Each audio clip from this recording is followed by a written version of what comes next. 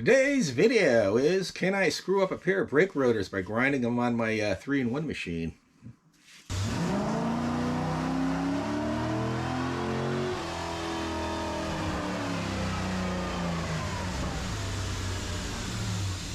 Hello, I'm Eugene Tordo, this is ET Garage, and today I'm grinding a set of brake rotors on my 3-in-1 machine. I will be using a angle grinder mounted to the machine, and I have the hub bearing assembly, which I disassembled. If you didn't see the video on the review of this DeWalt angle grinder, I'll leave a link up here at the end of this video, probably up here somewhere. And I basically cut the bearing part off of the hub bearing adapter, mounted it in a 3-jaw chuck, then mounted the brake rotor and started grounding. This one here I already started on, and it was really, this one here was grooved beyond saving. I actually might be able to save these rotors. There's a minimum thickness of 744 thousandths. I'm actually way over that on these. So I'm going to show you my setup, get a better look at my setup over here, move the camera around. Finish grinding this side, and then I'll switch it around, grind the other side, and we'll see how it comes out, and we'll take some measurements and all that good stuff. Let me move the camera around, I'll show you my setup. Okay, here you can see I got my DeWalt angle grinder mounted on here shakily. Do not do this at home. I do not recommend doing this at home. I got this cup grinding wheel on there, and get some light around back here, and you can see how bad this side is, and the rust and the grooves. The other side was grooved really bad. I actually ran the pad down too far, and then of course it cut into the rotor.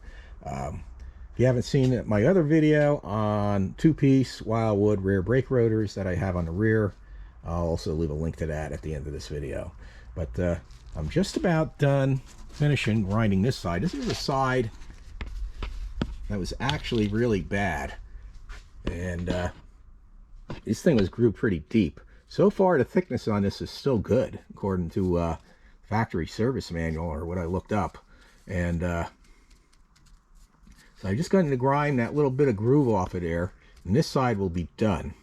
So I'm going to go ahead and finish that, and then we'll swap this brake rotor around, do the other side, and take some measurements and see if I'm successful or not. And if I am, I'll go ahead and do the other one at a later date, but I'll finish up this video. But, let's see if I can get this moved around. I'll get the grinding.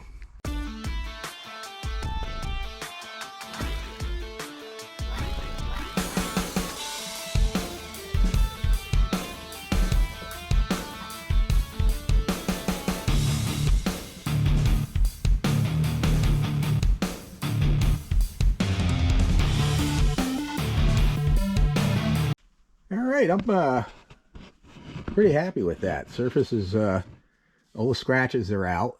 Like I said, I still got to check taper. In other words, how thick it is from here to here, and the overall thickness. But I'm going to go ahead, swap this around, grind the other side, and then I'll go ahead and check the thickness and see how everything comes out. So let me move the camera around again, and just hold on a second.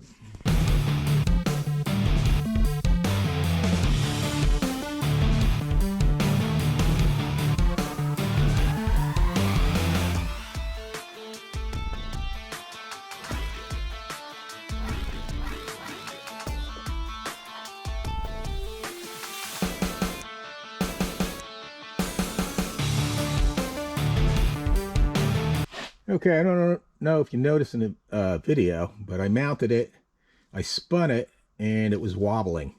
So I had to take it back off, clean the surface real good, and then at this time I decided to torque it down with the, run it down with the impact, make sure it was all square. So now it's spinning nice and true, where before it wasn't. And if I would have ground it like that, it would have been bad. You would have had wobble in it.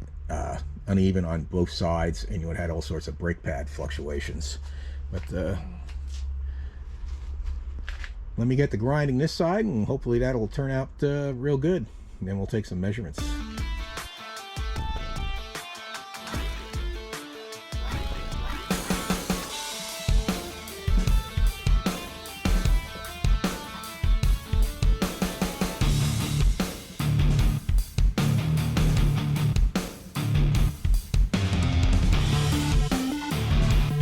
All right. Now, if you look, this right here in this area here, there's still that like dark groove there, but that's where the pad ends, and this is where that rust belt was. So the pad would only come up to that line is. So I'm going to keep grinding. I am going to keep grinding, but not for the reason you think. I took a measurement at the here, right at the tip. It's 753 thousandths, and that's means it still has enough material that it's well within spec. Here it's thicker, so I'm getting a taper in it basically. So this is the problem. I'm gonna have to determine if it's so tapered on the other side. And if it is, then I'm going to have to grind more material off here and get that taper out. And that's going to be difficult to do. Now, I could probably just... You're probably just wondering, why don't I just mount a bit to it and do it that way? And I might just go ahead and finish it up that way, because that would take the taper out and would be more secure than this. So I might have to do it that way. I don't like doing it that way, and the reason I wanted to do grinding was I just wanted to try it. But also, if you ever machine cast iron, it just makes a mess. Like here, just grinding it makes a mess, and that's one of the things. And also, I don't know. It's not. I hear different opinions. Some say grinding's better, and some say it isn't, and all that stuff. Some say you shouldn't turn them at all, just chuck them and get new ones, all that good stuff.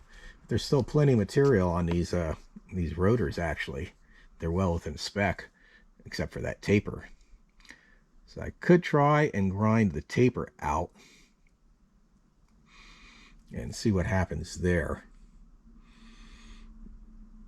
The taper, I don't believe isn't caused by this bed being out. It's caused by either the way this is grinding. In other words, when I grind it, by the time this wheel gets here to this part of the disc, it's worn down, and that's what's causing the taper. I could, I suppose, run it in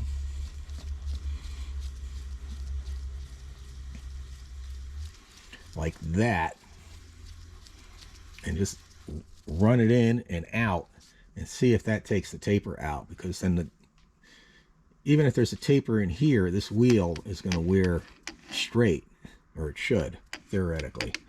But I don't know, maybe I'll give that a try and see what happens. So let's see. I think I'll do that. I'll give that a try and see if I can get some of the taper out.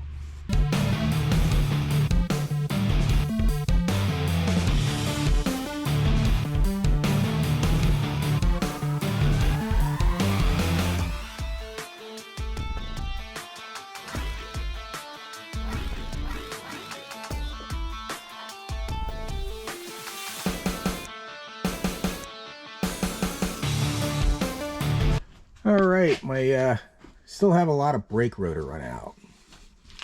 Bring it back to the surface here. Edge right there, it's at 0. Get down. Should be a minimum of 2 thousandths, and I'm at 11 thousandths. I don't know how much it's tapered on this side. Well, it's 11 thousandths on this side, so I need to take quite a bit out. To do that, I might have to go ahead and just go ahead and turn it with a cutting bit, the regular the old-fashioned way.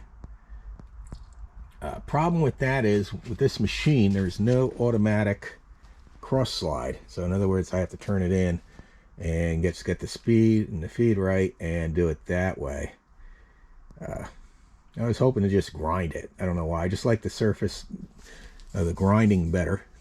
It really don't make any difference. Once the pads get broken in, the surfaces will not be that good anyway.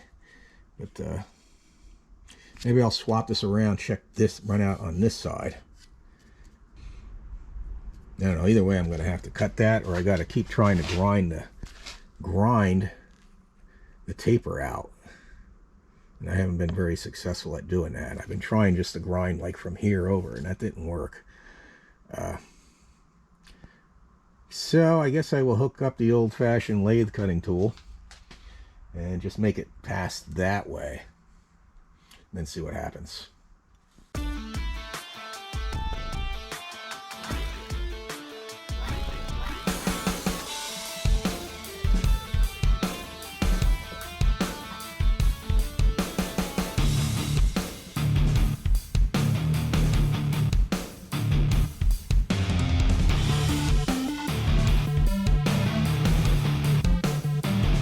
Okay, taper on this side is less than 2 thousandths, and I got a halfway decent finish there. Good enough as far as I'm concerned, because once you stick brake rotors on here and put a few miles, they're going to get roughed up anyway. So let me see if I can get this, turn this around, check the taper on the other side. The big problem with that is I have to have a lot of stick out on this tool in order to reach this surface. So that's going to be my biggest problem. I'll have to see how I can work around that. The more stick out, the more vibration this tool gets, and the worse the finish. If the taper is good on this side, it won't be a problem. So we'll see what happens.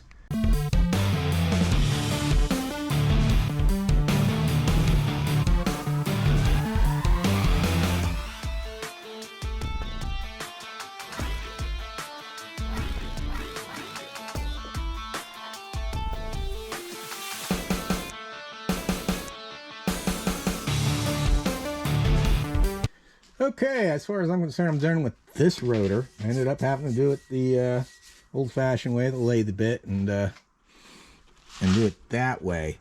This machine is not designed for that. If you ever see brake rotor machines, they actually have 2 bits, and they go and they cut both sides at the same time. They turn it real slow and they feed it real slow, and that's in order to get a good finish. Now I could turn this real slow, but feeding this real slow is almost impossible because I don't have an automatic feed on this. And that's what's keeping me from getting a good finish. This is about as good finish I'm going to get. I don't plan on using these brake rotors. Like I said, I have a brand new set of brake rotors on here now that are from Wildwood 2-piece. I'll probably stick with them, but they're good. At least I have a backup, I guess you could say.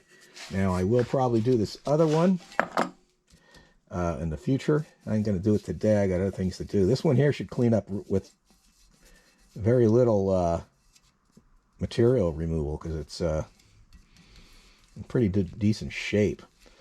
I might even be better off leaving it that way, but nah, I'll probably clean it up. I'll probably get a better job done on these than I did on that. These are like just backup rotors if I should ever need them.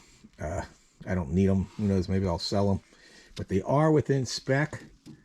They still are in spec. So I came up with 748 thousandths. So they're still within spec. And I think you can go down to 739. That's the throwaway spec.